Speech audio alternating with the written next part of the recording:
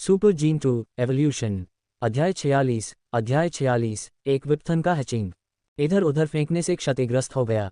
लिनशेन ने base mutation अंडे पर दरारें देखीं और उसका पहला विचार यह था कि पहाड़ से लुढ़कने पर यह क्षतिग्रस्त हो गया होगा। लेकिन फिर उसने सोचा, यह एक विशाल राजा का बेस म्यूटेशन अंडा था, निश्चित रूप से यह इतनी आसानी से क्षतिग्रस्त नहीं हुआ होगा। अगर यह इधर उधर फेंकने से क्षतिग्रस्त नहीं हुआ है तो शायद यह इसके फूटने का सही समय है, लिनशेन ने सोचा। वेई वुफू चुपचाप खड़ा रहा, कुछ नहीं बोला, लेकिन चुपचाप अपनी बेस म्यूटेशन शक्ति का उपयोग कर रहा था। उसके शरीर के भीतर से एक रहस्यमय पदार्थ निकला जो उसकी रक्षा करने के लिए एक कवच में बदल गया। लिनशेन के अनुसार विशाल राजा संभवतः उत्परिवर्तित क्रिस्टल बेस स्तर का था, इसलिए इसकी संतान भी स्वाभाविक रूप से उत्परिवर्तित क्रिस्टल बेस स्तर की होगी। भले ही यह अभी अभी पैदा हुआ हो, भ्रमित और अनजान हो, इसे वश में करना शायद आसान नहीं होने वाला था। बेस म्यूटेशन एग पर दरारें बढ़ गईं और लिनशेन ने भी अपनी कैप्सूल गन निकाल ली ताकि उस पर हमला करने वाली किसी भी छोटी सी चीज को कठोर सबक सिखाया जा सके। Click click, base mutation egg पर दरारें और भी बढ़ गईं और अचानक ये दो हिस्सों में विभाजित हो गया। एक गोल वस्तु अंदर से लुढ़ककर बाहर आ गई। लिनशेन और वेई वुफू, जो उस प्राणी को वश में करने के लिए एक भयंकर लड़ाई के लिए तैयार थे, जब उन्होंने स्पष्ट रूप से देखा कि वह वस्तु कैसी दिखती है तो वे दंग रह गए। यहाँ तक कि जिस तरह से उन्होंने इसे देखा वह सदमे और अविश्वास से भरा था। यह आखिर क्या है? लिनशेन ने अपनी आंखें रगड़ी, संदेह करते हुए कि कहीं उनमें कुछ गड़बड़ तो नहीं है। लेकिन लिनशेन ने चाहे जितना भी रगड़ा, उसने जो देखा वह वही मोटा मोटा था। जो बेस म्यूटेशन एग से लुढ़क कर बाहर आया था वह बेस वेरिएंट प्राणी नहीं था। इसे बेस वेरिएंट प्राणी नहीं माना गया क्योंकि इस पर कोई धातु की वस्तु नहीं थी, केवल सफ़ेद पंख, गोल शरीर, लाल आंखें और गुलाबी पंजे थे। यह एक मोटे सफ़ेद कबूतर से ज़्यादा कुछ नहीं था। बेस वेरिएंट प्राणी संभवतः केवल मांस और रक्त नहीं हो सकता है, इसलिए यह सफ़ेद मोटा पक्षी बिल्कुल भी ऐसा नहीं दिखता था। फिर भी यह स्पष्ट रूप से एक बेस म्यूटेशन अंडे से निकला था। अगर यह बेस वेरिएंट प्राणी नहीं था तो फिर यह क्या हो सकता है? केवल लिनशेन ही नहीं बल्कि वेई वुफू भी पूरी तरह से हैरान था। जबकि दोनों लोग सवालिया निशानों से भरे हुए थे, छोटी सी चीज ने अपना शरीर हिलाया और बेस म्यूटेशन अंडे के टुकड़ों की ओर चला गया। संभवतः क्योंकि यह बहुत मोटा था, यह एक बत्तख की तरह चला, अपने निचले हिस्से को हास्यास्पद रूप से लेकिन कुछ हद तक मनमोहक तरीके से हिलाता हुआ। छोटी सी चीज ने नीचे चोंच मारी जिससे लिनशेन और वेई वुफू दोनों चौंक गए। बेस म्यूटेशन अंडा न केवल भारी था बल्कि बेहद कठोर भी था। ये पहाड़ से लुढ़क गया था और बिना किसी नुकसान के बड़ी चट्टानों को टुकड़े टुकड़े कर दिया था। फिर भी इस मोटे प्राणी ने इन कठोर टुकड़ों को आसानी से टुकड़ों में तोड़ दिया और उन्हें तेजी से निगल लिया। यह मोटा पक्षी आखिरकार एक बेस वेरिएंट प्राणी ही होगा। मुझे नहीं पता कि यह इस तरह क्यों निकला। खैर, चलो पहले इसे वश में करते हैं। लिनशेन टुकड़ों को छीनने के उद्देश्य से आगे बढ़ा और अपने सामान्य तरीकों का उपयोग करके इस अजीब बेस वेरिएंट प्राणी को वश में करने का इरादा किया। लिनशेन अभी अभी टुकड़ों के करीब पहुंचा था और उन्हें उठाया भी नहीं था कि उसने देखा कि उसका मोटा पक्षी उसकी ओर बढ़ रहा है। इसने लिनशेन को चौंका दिया जिससे वह कुछ कदम पीछे हट गया, जबकि वेई वुफू भी युद्ध के लिए तैयार हो गया। मोटा पक्षी अपने वजन के कारण तेजी से नहीं चल रहा था और जल्दबाजी में उसने अपने पंख कुछ बार फड़फड़ाए। शायद वह वास्तव में बहुत मोटा था क्योंकि वह उड़ने की तो बात ही छोड़िए, छलांग भी नहीं लगा पा रहा था और वह लिनशेन को पकड़ने में विफल रहा। जब लिनशेन ने उसकी हास्यास्पद हरकतों को देखा और रोने और हंसने की इच्छा महसूस की तो मोटे पक्षी की आकृति अचानक चमक उठी और फिर उस स्थान से गायब हो गई। अच्छा नहीं, लिनशेन को तुरंत एहसास हुआ कि कुछ गड़बड़ है। इससे पहले कि वह कुछ प्रतिक्रिया कर पाता, उसने देखा कि गायब हो चुका मोटा पक्षी उसके पैरों के पास आ गया है, अपने गोल सिर को उसके पिंडली पर रगड़ रहा है। ऐसा लग रहा है जैसे वह प्यारा और चुलबुला बनने की कोशिश कर रहा हो। यह लिनशेन को लगा कि आज वाकई एक आंख खोलने वाला पल था। उसने पहले न तो ऐसे बेस वेरिएंट प्राणी को देखा था और न ही उसके बारे में सुना था। उसने सावधानी से अपना हाथ बढ़ाकर मोटे पक्षी के पंखों को सहलाया। मोटे पक्षी ने बिल्कुल भी विरोध नहीं किया और यहाँ तक कि उसने अपना शरीर लिनशेन के हाथ पर टिका दिया। छूने पर लिनशेन को और भी यकीन हो गया कि यह वास्तव में मांस और खून का प्राणी था। रोएदार सफ़ेद पंखों के नीचे गर्म मांस था, न कि ठंडी धातु। आखिर यह चीज़ क्या है? क्या इस पर पेट की चाबी है? लिनशेन ने मोटे पक्षी को और करीब से देखने के लिए उठाया। पक्षी ने पूरी तरह से स्थिर रहकर अपनी गर्दन को अंदर करके और लिनशेन को समान रूप से उत्सुक लाल आंखों से देखकर सहयोग किया। ये काफ़ी बुरा था कि विशालकाय राजा का अंडा छोटे विशालकाय राजा में नहीं बदला, लेकिन लिनशेन किसी तरह पक्षी की शक्ल को समझ पाया। हालांकि उसे यह समझ में नहीं आया कि यह मांस और खून का मोटा कबूतर कैसे बन गया। थोड़ी देर तक इसकी जांच करने के बाद वह ये नहीं देख पाया कि इसके शरीर पर पेट की चाबी कहाँ छिपी हो सकती है। चाबी, क्या तुम्हारे पास चाबी है? मुझे चाबी दो। लिन शेन ने मोटे पक्षी से बात की। मोटे पक्षी ने अपना सिर झुकाया, उसके चेहरे पर भ्रम की भावना के साथ उसे देखा। ये देखकर कि मोटा पक्षी समझ नहीं पाया, लिन शेन ने उसे नीचे रखा और उसे दिखाने के लिए एक पालतू चाबी निकाली। ये, क्या तुम्हारे पास ये चीज़ है? इसे मुझे दे दो। फिर भी मोटा पक्षी समझ नहीं पाया।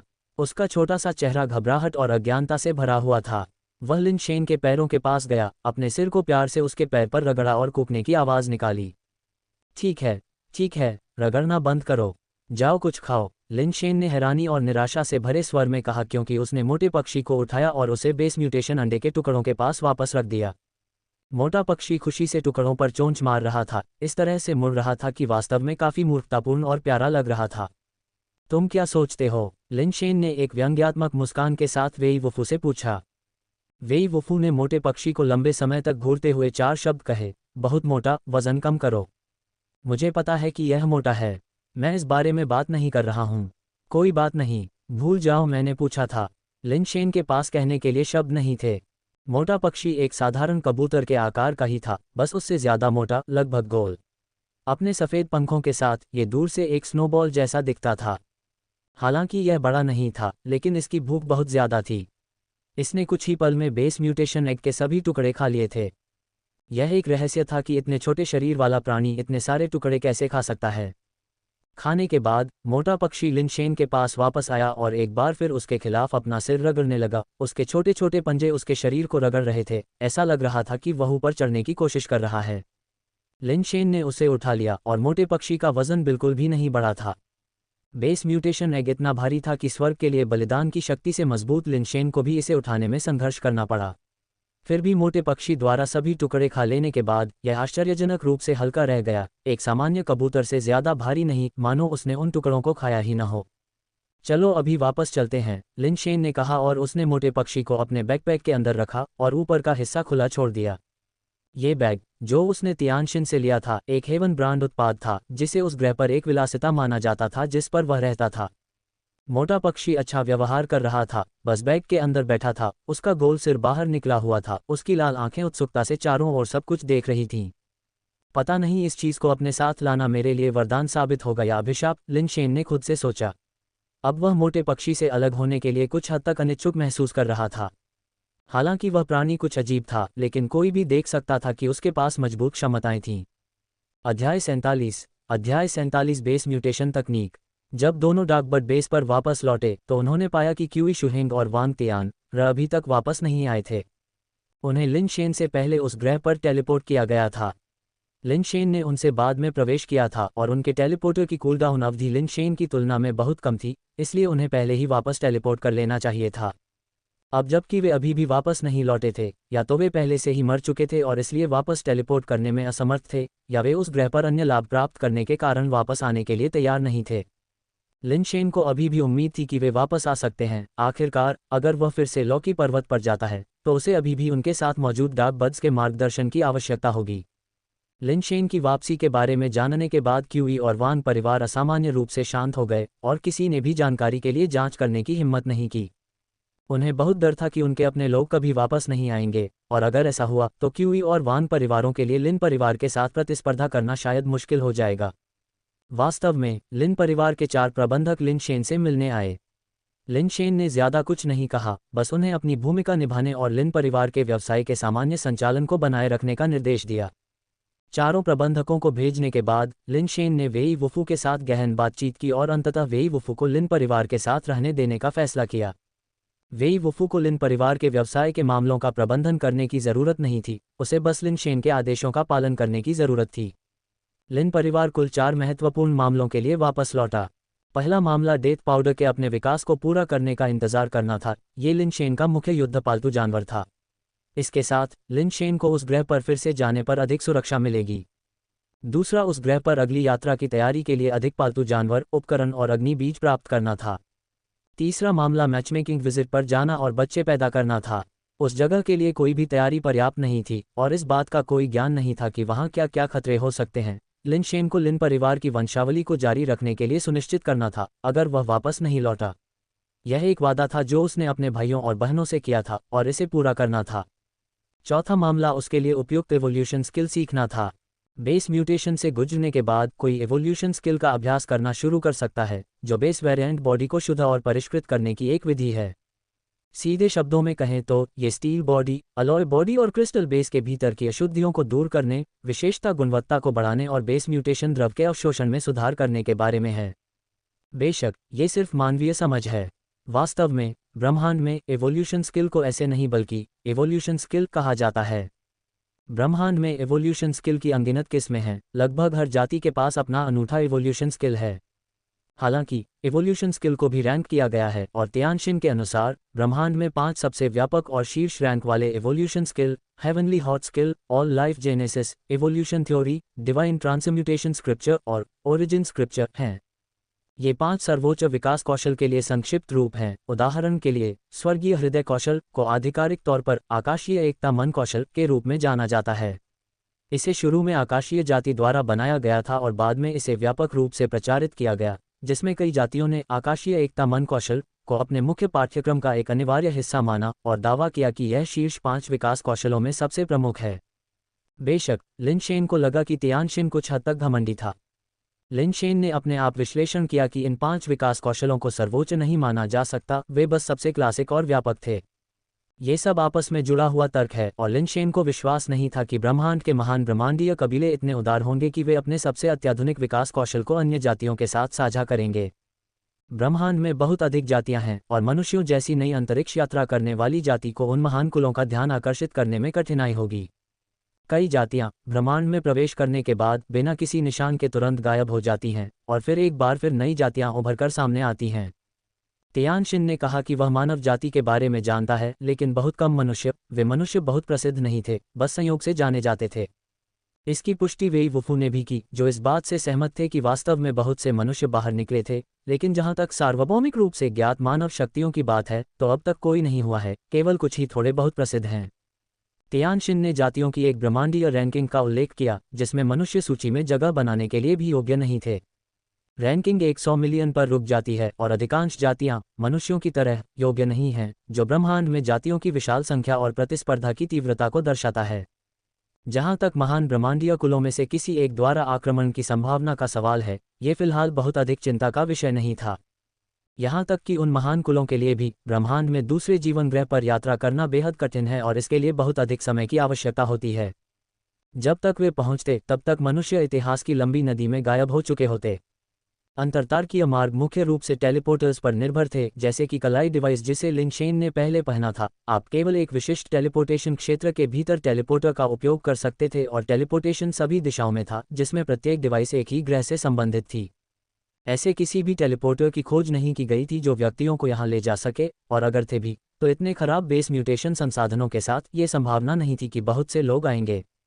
जैसे कि लिनशेन और उनके समूह ने पहले जिस ग्रह का दौरा किया था, जहां कोई व्यक्ति बस इधर उधर घूमते हुए उत्परिवर्ती जीवों से टकरा सकता था, यहां उत्परिवर्ती जीवों से मिलना लॉटरी जीतने के समान था। लिनशेन को इस बात पर हैरानी हुई कि उत्परिवर्ती जीवों से भरे उस ग्रह पर एक भी अग्नि बीज नहीं पाया गया, जो काफी अजीब था। क्या ये हो सकता है कि यहाँ केवल मूल बेस वेरिएंट जीव ही अग्नि बीज ले जाते हैं? लिनशेन इस विचार को मन में आने से रोक नहीं पाए। अधिक अग्नि बीजों को खोजकर इसकी पुष्टि करने की आवश्यकता होगी। लिनशेन को तियानशिन से सीखी गई आकाशीय एकता मन कौशल याद आई, और हालांकि उन्होंने इसे याद कर लिया था, लेकिन उनका इसका अभ्यास करने का कोई इरादा नहीं था। सबसे पहले उसे तियानशिन पर भरोसा नहीं था और दूसरे इसकी कोई ज़रूरत नहीं थी। उनके ग्रह पर न केवल स्वर्गीय हृदय कौशल था, बल्कि विकास सिद्धांत, सभी जीवन उत्पत्ति, दिव्य रूपांतरण शास्त्र और मूल शास्त्र भी था। ब्रह्मांड के 5 महान शास्त्रीय विकास कौशल सभी यहाँ प्रसारित हो रहे थे। लिनशेन ने तियानशिन द्वारा स्वर्गीय एकता मन कौशल के बारे में कही गई बातों की तुलना स्वर्गीय हृदय कौशल से की, जिसे उन्होंने पहले देखा था, और वे लगभग समान थे, लगभग समान सामग्री के साथ, केवल मामूली विवरण भिन्न थे।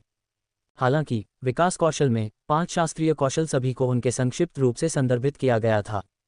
एकमात्र अंतर यह था कि केवल बेस म्यूटेशन स्तर का हिस्सा ही विकास कौशल के माध्यम से प्रसारित किया गया था, जबकि तियानशिन के संस्करण में बाद के हिस्से भी शामिल थे।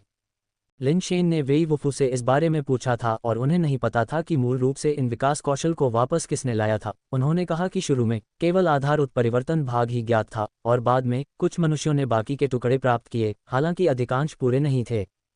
जैसा कि लिन शेन ने संदेह किया था, 5 महान विकास कौशल वास्तव में काफ़ी बुनियादी थे और यहाँ तक कि बड़े ठिकानों और प्रमुख परिवारों ने भी अधिक उन्नत विकास कौशल का अभ्यास करने के पक्ष में इन 5 क्लासिक कौशल को छोड़ दिया था। वेई वुफू की तरह, जिनके पास घर पर सभी 5 आधार विकास कौशल थे, लेकिन उन्होंने एक और गुप्त विकास कौशल का अभ्यास करने का विकल्प चुना, जो कथित तौर पर एक महान ब्रह्मांडीय कबीले की एक गुप्त तकनीक थी जिसे उनके परिवार के एक बुजुर्ग ने अवसर के माध्यम से प्राप्त किया था। इसके अलावा वेई वुफू ने पहले ही लिन शेन से वादा किया था कि वह उसे वह गुप्त विकास कौशल सिखाएगा। अध्याय 48 प्रतिभा सिद्धांत। प्रतिभा वास्तव में एक रहस्यमयी चीज़ है, क्योंकि वही कार्य प्रतिभाहीन लोगों को मुश्किल लग सकता है और प्रतिभा रखने वालों को सरल। लिन शेन को संदेह होने लगा कि वह विशेष रूप से प्रतिभा से रहित है। उसने बहुत मेहनत से अध्ययन किया था, लेकिन किसी तरह वेई वुफू द्वारा सिखाई गई अवधारणाओं को कभी समझ नहीं पाया। भले ही उसकी हरकतें एक जैसी थीं, लिन शेन अपने शरीर के भीतर उस शक्ति के प्रवाह को महसूस नहीं कर पा रहा था जिसके बारे में वेई वुफू ने बात की थी। जल्दबाजी मत करो, इसे सरल रखो, सीखो। वेई वुफू ने उसे बार बार सिखाने की कोशिश की कि यह कैसे करना है। लिन शेन वास्तव में वेई वुफू को बताना चाहता था कि उसे कोई जल्दी नहीं है, वह बस इसे सीख नहीं सकता। बूढ़े वेई, अब मुझे समझ आ गया है, चलो इसे खत्म करते हैं। इस तरह की जल्दबाजी करने का कोई फायदा नहीं है, तुम बस खुद को थका दोगे। मुझे धीरे धीरे सिखाओ और मैं धीरे धीरे सीखूंगा, हमारे पास बहुत समय है, लिन शेन ने कहा, क्योंकि उन्हें एक संदेश मिला था कि क्यू शुहिंग और वांग तियान बेस पर लौट आए थे और उन्होंने फिलहाल अभ्यास बंद करने का फैसला किया था। वह सुबह से शाम तक 7 या 8 घंटे प्रशिक्षण ले रहा था। लिन शेन को आधे दिन के बाद सभी आंदोलनों और सिद्धांतों को याद था, लेकिन किसी कारण से वह उन्हें व्यावहारिक उपयोग में नहीं ला सका। डार्कबर्ड बेस इतनी छोटी जगह थी कि बहुत कम ही गुप्त रखा जा सकता था। थोड़ी पूछताछ के साथ लिन शेन को पता चला कि क्यू और वांग परिवार कुल मिलाकर केवल 7 लोगों के साथ लौटे थे। साथ ही बाई शेनफेई ने 8 लोगों को खो दिया था। वास्तव में एक बहुत बड़ा नुकसान था। हालांकि ये कहा गया था कि वे कई कारों में सामान लेकर आए थे, सभी कसकर ढके हुए थे, इस बात का कोई संकेत नहीं था कि अंदर क्या था। लिन शेन ने अनुमान लगाया कि वे विशाल पर्वत से मुक्त होने के बाद दूसरी जगह गए और कुछ चीजें हासिल की, लेकिन उन्हें नहीं पता था कि उन्होंने क्या हासिल किया था। कुछ ही देर में बाई शेनफेई मिलने आए और लिन शेन ने उसे पार्लर में ले जाने का आदेश दिया। बहन बाई, लगता है इस बार आपकी यात्रा काफ़ी फलदायी रही है, लिन शेन ने बाई शेनफेई के लिए चाय डालते हुए कहा। बाई शेनफेई ने लिन शेन को घूरते हुए कहा, मानो उसके हाव भाव से कुछ समझने की कोशिश कर रही हो। फलदायी? नहीं, हम वहाँ लगभग मर ही गए थे, बाई शेनफेई ने उदासीनता से कहा। मैंने सुना है कि आप वेई वुफू के साथ वापस आए हैं। लिन शेन ने सिर हिलाया और जवाब दिया, भागने के बाद मैं छिप गया और आपकी सुरक्षा के बारे में चिंतित था, इसलिए मैं नहीं गया। मैंने 3 दिन तक इंतजार किया और केवल वेई वुफू ही बाहर आया। उसने कहा कि वह उस गुफा में प्रवेश करने के बाद आप सभी से अलग हो गया और उसे नहीं पता कि आपका क्या हुआ। हमने आधे दिन और इंतजार किया और फिर भी आपको नहीं देखा, बहन बाई, और मैंने सोचा। बाई शेनफेई ने लिन शेन की आंखों पर अपनी नज़रें गड़ाए रखीं, मानो यह आंकलन कर रही हों कि उसकी बातें सच थीं या झूठ। थोड़ी देर बाद उसने कहा, वास्तव में कुछ परेशानी थी। अगर गुरु की मदद न होती तो शायद चीज़ें काफ़ी मुश्किल होतीं। गुरु? किस तरह का गुरु? क्या डार्कबर्ड बेस में आपसे ज़्यादा ताकतवर कोई है, बहन बाई? लिन शेन ने आश्चर्य से पूछा। निश्चित रूप से मुझसे ज़्यादा ताकतवर कोई। बाई शेनफेई लिन शेन के हाव भाव से कुछ भी नहीं समझ पाए और पूछने से पहले सोच में पड़ गई। मैंने सुना है कि आपका दूसरा भाई कई साल पहले लौकी पर्वत में प्रवेश करने के बाद गायब हो गया था। क्या आप सुझाव दे रहे हैं कि जिस गुरु ने आपकी मदद की वह मेरा दूसरा भाई था? लिन शेन ने उत्साह से पूछा। मैंने उस व्यक्ति का चेहरा नहीं देखा, ये सिर्फ अटकलें हैं। क्यू शुहिंग और वांग तियान ने अनुमान लगाया कि यह आपका चौथा भाई था, लेकिन मुझे ऐसा नहीं लगता। आपका चौथा भाई इतना शक्तिशाली नहीं है, बाई शेनफेई ने हल्के से कहा। लिन शेन के हाव भाव गिर गए। हमें लगा कि मेरा दूसरा भाई इतने सालों तक लापता रहने के बाद मर गया है। अगर वह वास्तव में वह था तो यह अविश्वसनीय होगा। वैसे आपका शिकार कैसा रहा? लिन शेन ने फिर से पूछा। क्यूई और वान परिवारों के लाभ उनके नुकसान की भरपाई नहीं करते हैं, और इसके अलावा उन्हें संदेह है कि स्वामी या तो आपका तीसरा या चौथा भाई है, इसलिए वे शायद भविष्य में लिन परिवार के खिलाफ किसी भी विचार को जल्दबाजी में रखने की हिम्मत नहीं करेंगे। थोड़ी देर रुकने के बाद बाई शेनफेई ने कहा, अब जब यह मामला समाप्त हो गया है तो मैं आज सी कॉर्न बेस पर वापस आऊँगा। क्या आप मेरे साथ सी कॉर्न बेस पर वापस आना चाहेंगे? मैं आपको उस प्रशिक्षण शिविर से परिचित करा सकता हूँ जिसमें मैं हूँ, वही जहाँ भाई लिन एक बार रुके थे। लिन शेन वास्तव में एक पल के लिए हिचकिचाया। ऐसा नहीं था कि वह किसी प्रशिक्षण शिविर में शामिल होना चाहता था, लेकिन बाई शेनफेई के जाने के बाद उसे नहीं पता था कि उसे देखने का एक और मौका मिलेगा या नहीं, या क्या उसे अग्निबीज प्राप्त करने का कोई अवसर अभी भी होगा। काफी देर तक सोचने के बाद लिनशेन ने अचानक बाई शेनफेई की ओर देखा और पूछा, बाई, क्या तुम्हारा अभी कोई बॉयफ्रेंड है? बाई शेनफेई थोड़ा हैरान हुई, तुम ऐसा क्यों पूछ रही हो? अगर नहीं, तो तुम मेरे बारे में क्या सोचती हो? लिनशेन ने मन ही मन सोचा, अगर वह बाई शेनफेई को जीत सकता है तो वह न केवल अग्निबीज प्राप्त कर लेगा, बल्कि लिन परिवार की वंश परंपरा की समस्या को भी हल कर देगा। क्या तुम मेरा बॉयफ्रेंड बनना चाहती हो? बाई शेनफेई ने लिनशेन को आश्चर्य से देखा। ऐसी खूबसूरत गर्लफ्रेंड कौन नहीं चाहेगा? हालांकि लिनशेन उसके हाव भाव नहीं देख पाया, लेकिन उसकी आवाज़ के लहजे से ऐसा लग रहा था कि थोड़ी संभावना है, जिसने उसे कुछ हद तक आश्चर्यचकित कर दिया।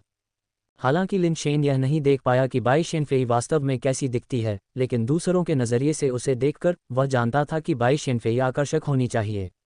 सच में, अगर वह उसकी गर्लफ्रेंड बन जाती तो यह कोई नुकसान नहीं होता।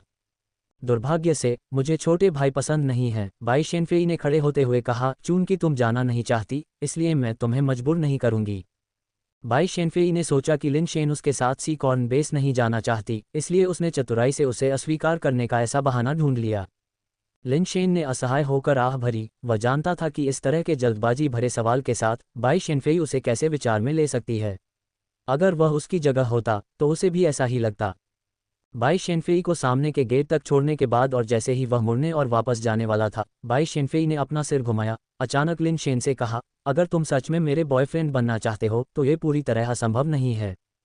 तुम्हारी जो भी शर्तें हैं उन्हें कह दो, लिनशेन ने चिंतन करते हुए कहा।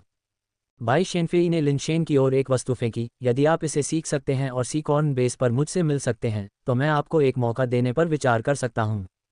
बोलने के बाद बाई शेनफेई ने मुड़कर लिनशेन के कुछ और कहने का इंतजार किए बिना ही वहां से चली गई।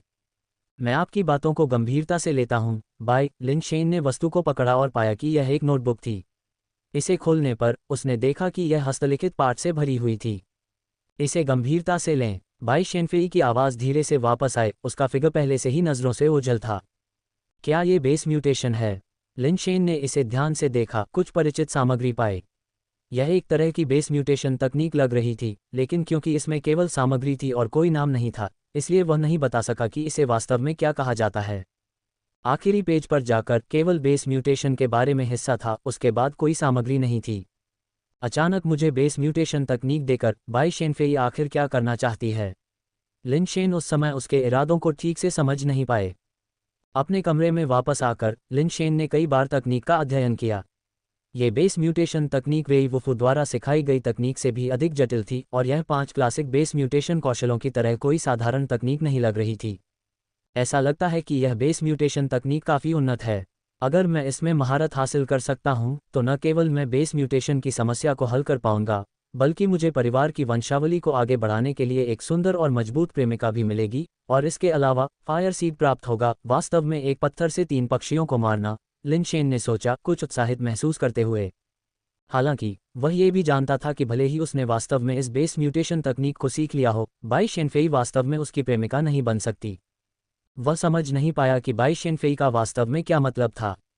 बाई शेनफेई के लिन परिवार को छोड़ने के बाद उसने दूर से लिन परिवार के गेट पर नजर डाली और खुद से बुदबुदाया, टैलेंट थ्योरी में महारत हासिल करना इतना आसान नहीं है।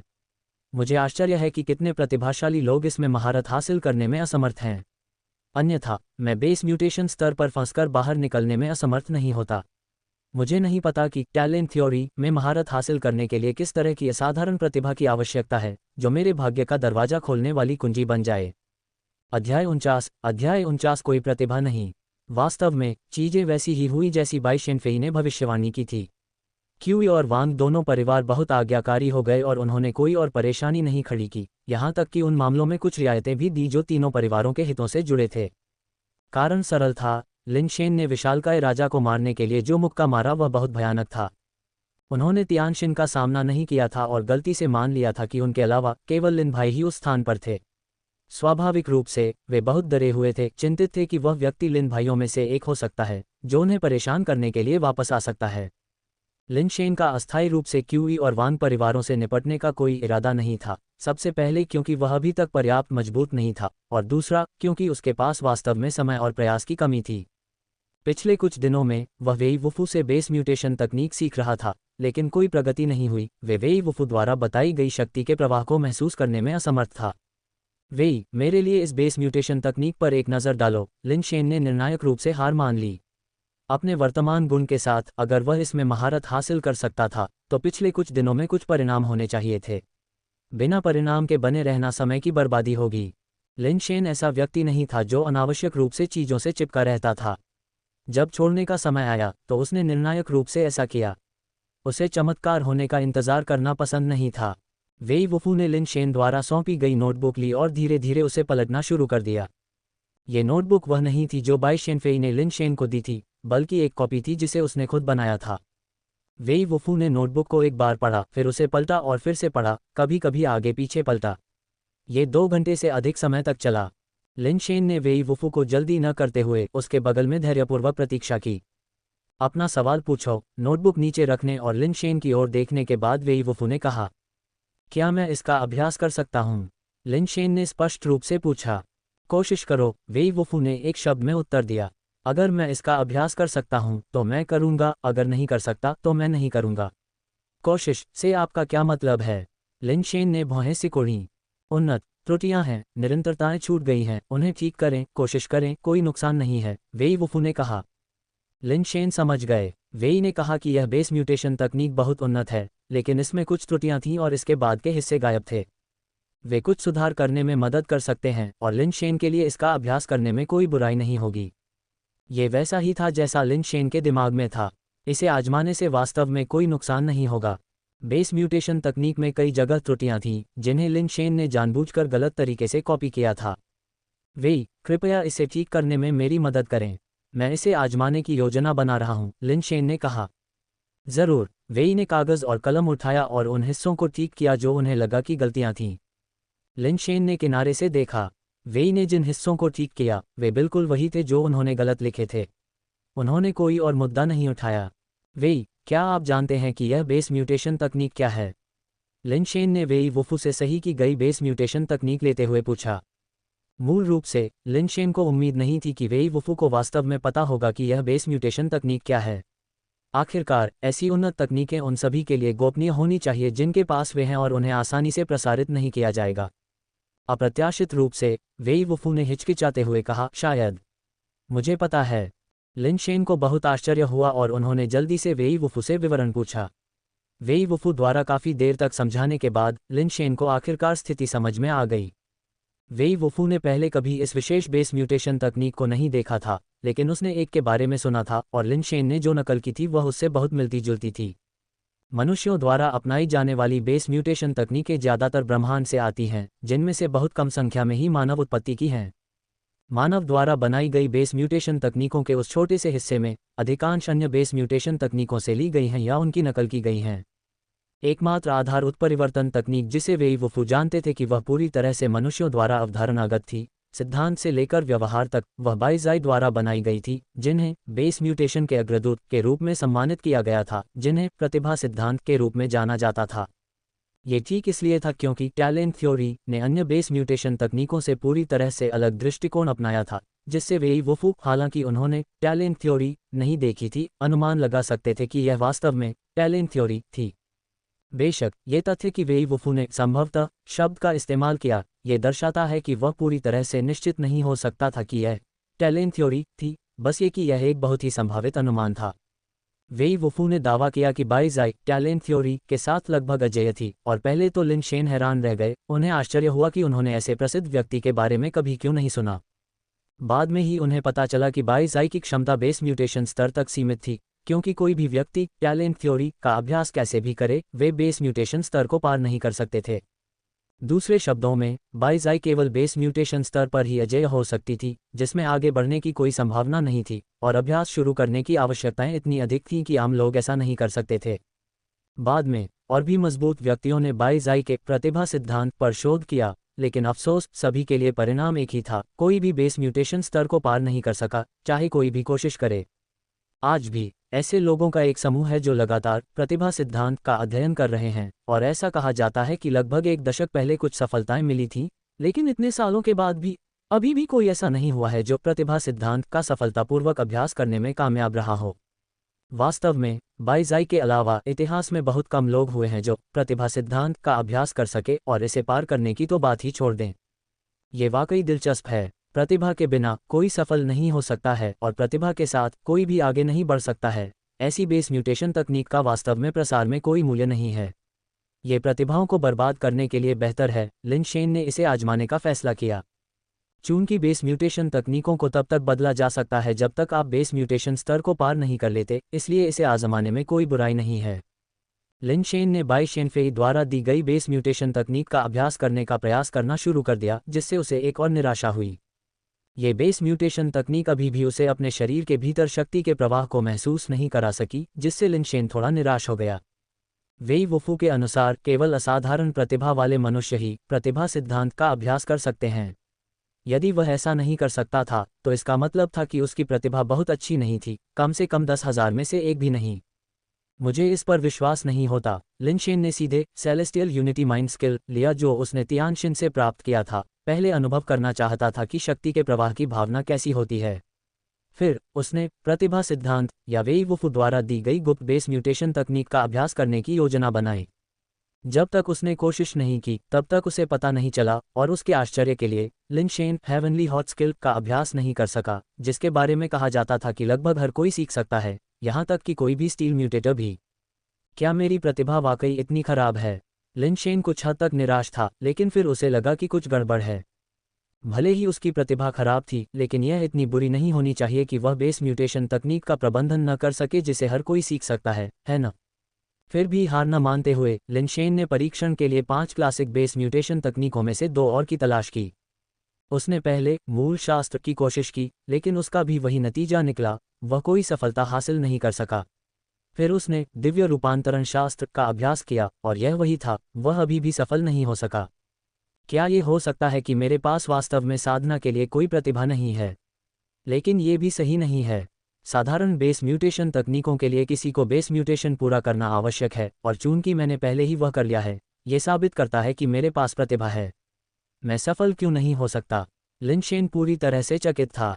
वेई वुफू भी इस बात से हैरान था कि लिन शेन के साथ क्या हो रहा था। उसने कभी किसी म्यूटेटर के बारे में नहीं सुना था जो 5 मौलिक बेस म्यूटेशन तकनीकों में से किसी का भी अभ्यास न कर सके। फिर भी लिन शेन ने अपने भाई के अध्ययन कक्ष में जाकर ताला तोड़ा और कई बेस म्यूटेशन तकनीकें निकालीं जो उसके भाई ने अभ्यास के लिए एकत्र की थीं। कई और बेस म्यूटेशन तकनीकों को आजमाने के बाद लिन शेन की अभिव्यक्ति और भी गंभीर हो गई। जब उसने सोचा कि वह वास्तव में किसी भी बेस म्यूटेशन तकनीक का अभ्यास नहीं कर सकता, तो एक और प्रयास ने कुछ परिणाम दिए। अध्याय 50 गलत छपाए। लिन शेन ने आखिरकार उस शक्ति प्रवाह को महसूस किया जिसके बारे में वेई वुफू बात कर रहे थे। ये रेत के माध्यम से रिसने और बहने वाले पानी की तरह था। वह शक्ति उसके शरीर से होकर गुजरी, उसके मांस, हड्डियों और आंतरिक अंगों को धोती हुई, मानो वह मांस से नहीं बल्कि रेत से बना हो, और महीन तरल लगातार उसके अंदर व्याप्त और बहता रहा, उसके शरीर से अशुद्धियां निकालता रहा और धीरे धीरे उन्हें बाहर निकालता रहा। ये काम कर गया। मैं अभी भी अभ्यास कर सकता हूँ। लिन शेन ने बेस म्यूटेशन तकनीक को देखा जिसकी उसने आत्मविश्वास के लिए सलाह ली थी, जिसके कवर पर एवोल्यूशन थ्योरी लिखा हुआ था, जो 5 मौलिक बेस म्यूटेशन तकनीकों में से एक है। जब तक मैं अभ्यास कर सकता हूं, मैं पहले इवोल्यूशन थ्योरी से शुरुआत करूंगा। जब मैं पावर फ्लो की भावना से अभ्यस्त हो जाऊंगा तो मैं अन्य बेस म्यूटेशन तकनीकों का अभ्यास कर सकता हूं जो अधिक प्रभावी होनी चाहिए। वेई वुफू के साथ चर्चा करने के बाद वेई को भी लगा कि लिन शेन का विचार व्यवहार्य है, पहले विकास सिद्धांत का अभ्यास करना और फिर अन्य आधारित परिवर्तन तकनीकों का।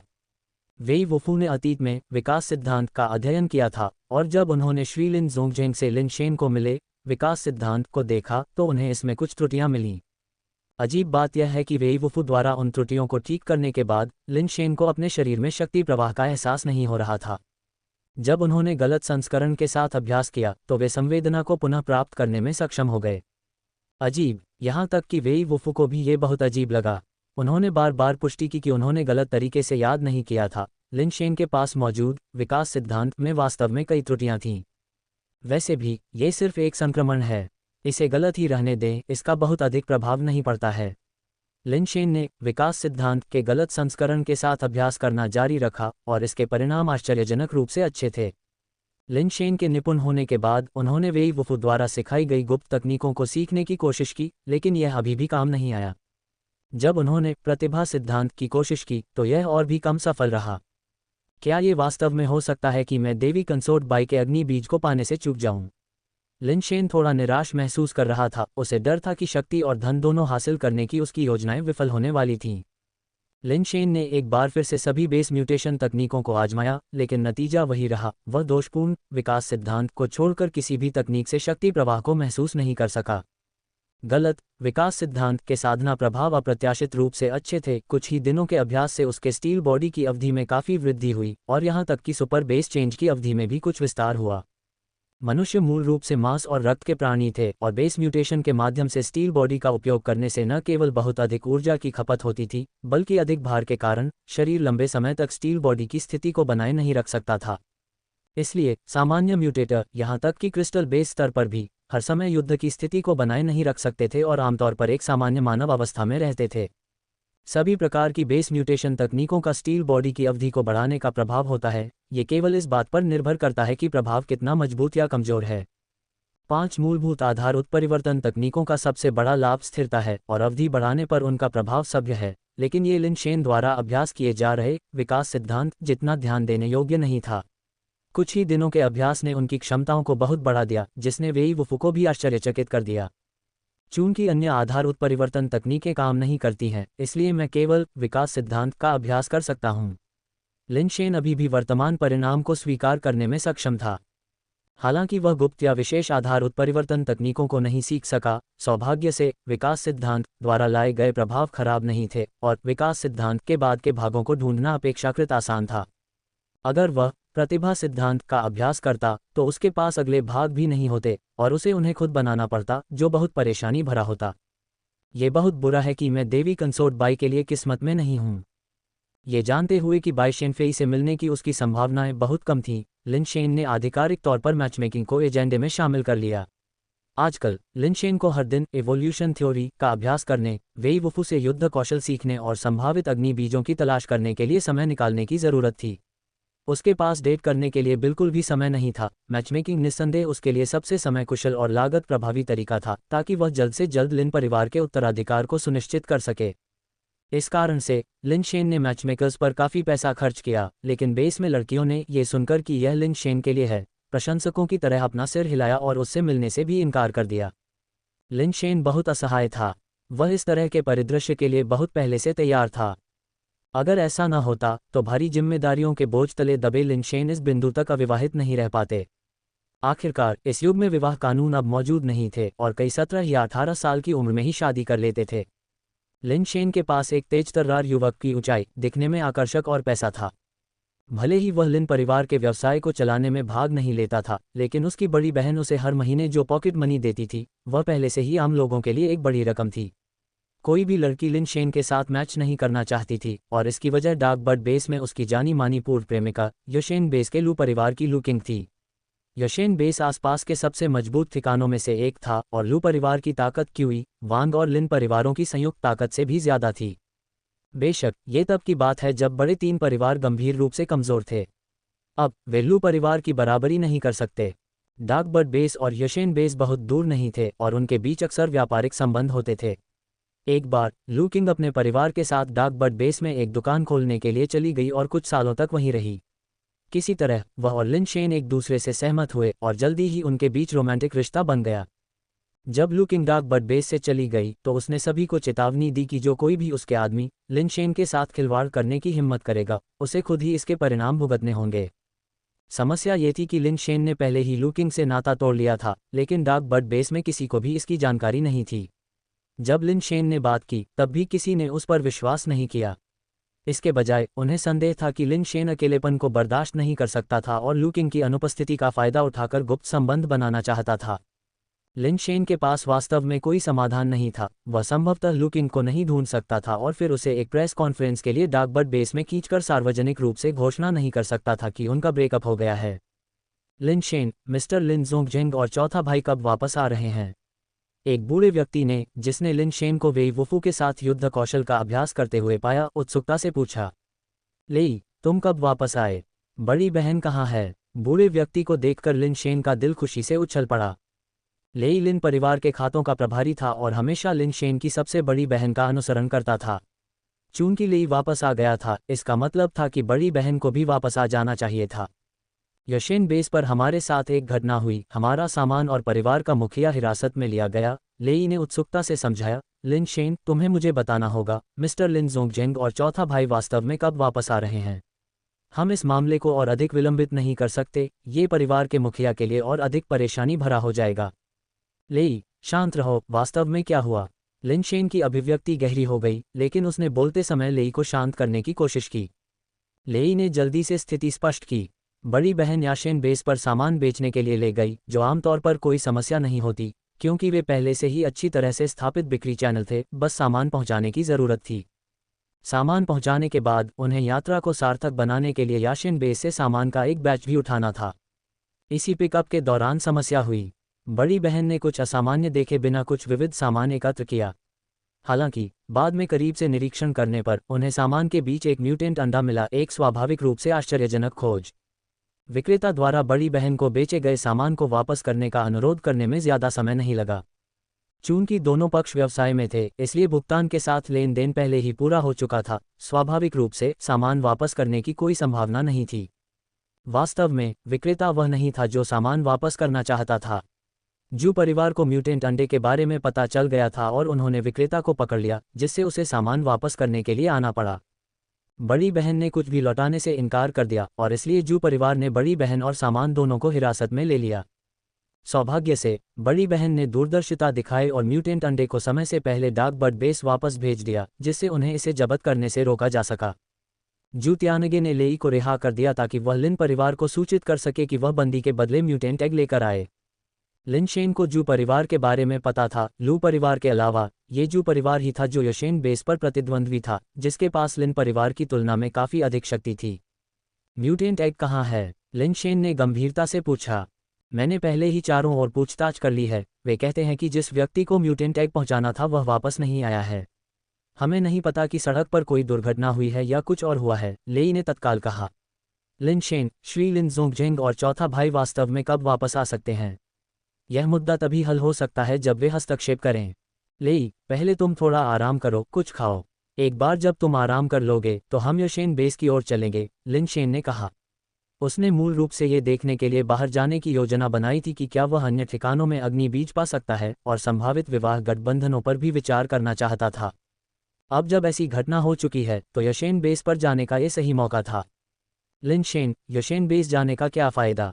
मी, लिन जोंगजेंग और चौथे भाई को ही जाना है। लेई बहुत चिंतित था और बिना सोचे समझे बोल गया, लेकिन उसने जल्दी से इसे समझने की कोशिश की। लिन शेन, मेरा मतलब यह नहीं था, तुम जू परिवार की ताकत को जानते हो। अगर मी, लिन जोंगजेंग और चौथे भाई आगे आते हैं तो शायद वे हम पर एहसान करें। लेई, मैं समझता हूं कि तुम्हारा क्या मतलब है, लेकिन मुझे नहीं पता कि तीसरा भाई और चौथा भाई कब वापस आएंगे। लोगों को बचाना ज़रूरी है। हम पहले यशेन बेस जाकर स्थिति का आकलन करेंगे। कम से कम हम बड़ी बहन को बिना किसी सहारे के वहां अकेला नहीं छोड़ सकते, लिन शेन ने शांति से कहा। लेकिन लेई कुछ और कहना चाहता था, लेकिन लिन शेन ने उसे बीच में ही रोक दिया। कोई बात नहीं लेई, अगर तुम थके हुए हो तो तुम यहाँ रुक सकते हो और आराम कर सकते हो। मैं खुद ही चला जाऊंगा, लिन शेन ने पुष्टि की। अगर तुम वाकई जा रहे हो बूढ़े आदमी, मैं तुम्हें रास्ता दिखाऊंगा, लेई ने कहा, क्योंकि उसने लिन शेन के दृढ़ संकल्प को देखा और हार मानकर कहा।